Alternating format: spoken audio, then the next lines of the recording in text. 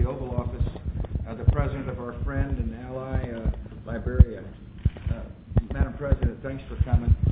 Thanks for your very strong spirit and your deep desire to enhance democracy and improve the lives of your people in Liberia. We had a good discussion.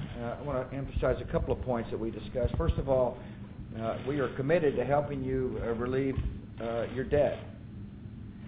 This weekend, the IMF will be meeting in Washington, D.C., and it's very important for our friends in the IMF to recognize that debt relief is, for Liberia is a part of our agenda, and I would hope that they would help you with debt relief. I think it's important. And so Secretary Paulson will be taking that message to the IMF. Secondly, I want to thank you very much for your dedication and focus on helping the children of Liberia get a good education. You've worked extremely hard to encourage parents to send their children to school, and we want to help you to the extent that you ask for help. The United States believes it's important that young boys and girls get a good education, not only here in America, but around the world. And the President is committed to universal education in Liberia, and has made great strides since the days of your civil strife. I also am very dedicated to helping you on malaria. Laura and I care deeply about the fact that young babies die on the continent of Africa and elsewhere needlessly. They die simply because of a mosquito bite.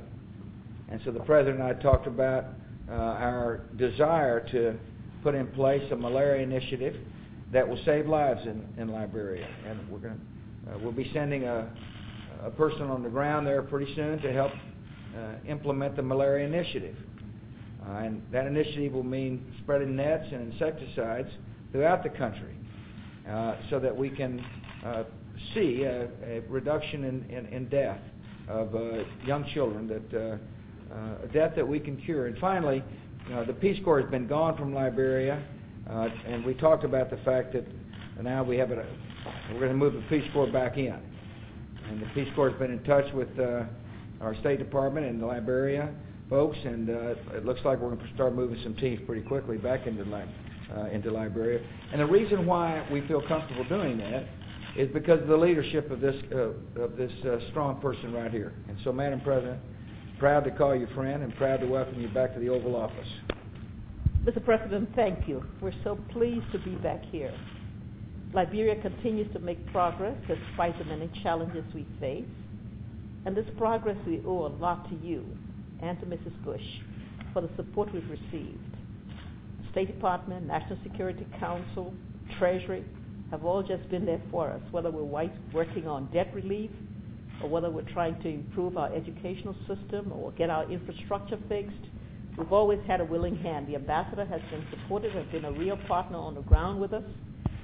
We were very pleased, Mr. President, that you granted the delayed and forced departure to some of our citizens who couldn't go back home because we weren't prepared to receive them with the jobs and the homes and the basic services they needed. So the 18-month reprieve you've given them gives them time to prepare themselves and enable us to prepare to receive them at some point.